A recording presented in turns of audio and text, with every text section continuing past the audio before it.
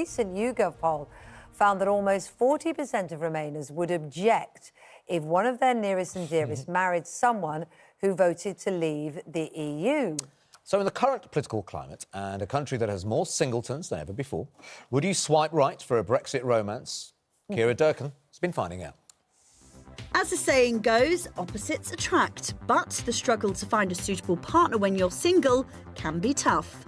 But would you be willing to make it even harder and remain on the shelf if your views on politics were polar opposite? Singletons are spending 10 hours a week on dating apps. 41-year-old Dawn is one of them. She's not letting Brexit anywhere near her bio. And my 28-year-old colleague Liam thought he would test the waters to see what reaction he'd get from potential matches if he told them, unless they voted out, they're not coming in. So, can stating what way you voted sway which way you swipe? And can it leave you lingering even longer for love? Let's find out. Would you say yes to this lady? Say yes.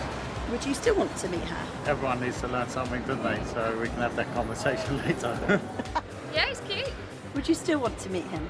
I would struggle because I don't understand how people chose Brexit. You would want to meet her? Yeah, no problem. Would you still want to meet her? Not so much. Brain is as much important as beauty.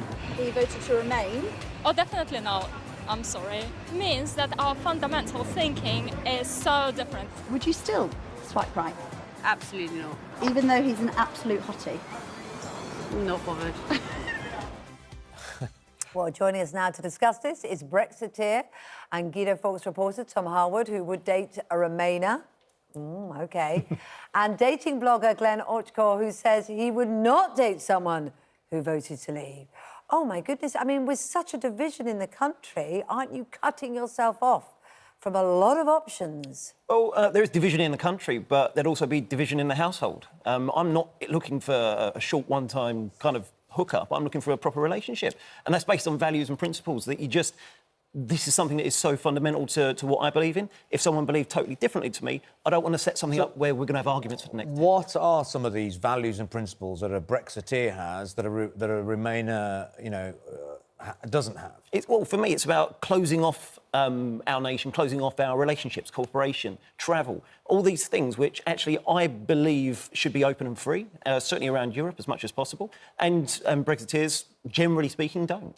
Well, doesn't that just betray sort of a problem in your argument? You just said generally speaking. You can't cast aspersions across 17.4 million people, more people than have ever voted for any cause or person or idea in the history of this country. Well, more than half the country that you're just cutting out of your dating pool. Firstly, it's definitely not half the country. We're not getting into a Brexit thing, but it's half the people who voted. And secondly, in the age brackets and demographics that I'm looking at, it's much less than that, because over 60% of the people in the age bracket that I want to date actually did vote Remain. But millions of people voted Leave. And people voted Leave for really grand values that I think the whole country can unite behind. And democracy, freedom, self-governance. These aren't parochial little values. Tom, why do you feel that you could be in a relationship then with somebody who's got this they are quite opposite views. I know they're differing views, but they're quite polarising.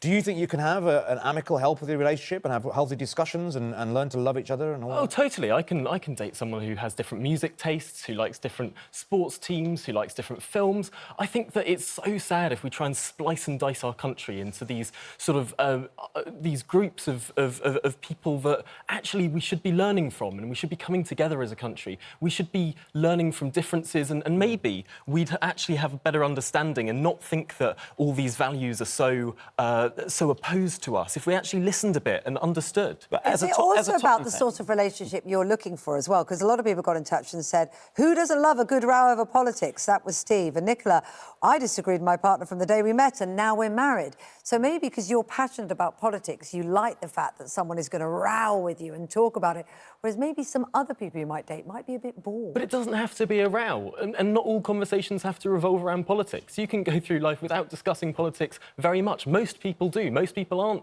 sort of political anoraks, and that can be quite healthy. But I think it is ridiculous to say that, for example, voting Leave is a little parochial, inward-looking, isolationist thing, and perhaps if you'd be willing to date Brexiteers, you wouldn't think that it is. Glenn, are there any practical issues that you're thinking, oh, hang on, there's no way I could date a Brexiteer because we won't be able to do this, that, or the other? I mean, well, there is a thing about people, generally speaking, hang around with people that think the way that they do. It's a bit of an echo chamber in many respects. I know that if I was dating a Brexiteer, they would probably have friends and family who were Brexiteers. I know I wouldn't be able to keep my mouth shut, so at dinner parties and everything. Yeah, but if you I know I marry would be somebody, having quite often you could constant marry arguments. somebody who has similar views, but you go to their family for Christmas dinner, and you know the elderly button aunt it. has got quite severe traditional views. 1.6 million relationships are broken up in part because of Brexit. 20% of counsellors have clients who are arguing over Brexit relationships. My own marriage broke down in part because of Brexit relationships. I mean, so would you have exceptions to your rule? For instance, if Margot Robbie or Brad Pitt and Leonardo DiCaprio, whoever you want to date,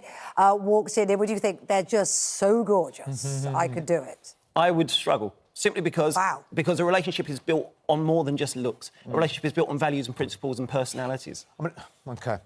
All right, OK. We're going to end it there, but guys should hang out, I think. As friends, great, but I don't think I'll be dating This them is a whole new game show. Come back next week. Let us know how you got on. But the vast majority of people getting in touch, though, are saying that they've got lots of different opinions to their other half, and it hasn't stopped them. We've got one here. Samantha, I met my husband online 7 years ago.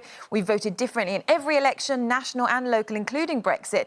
For us, it works. It's meant that our children get both sides of the debate. She thinks that opposites attract. I mean, it has polarised, the population, hasn't it? But we're going to have to learn to love each other, aren't we?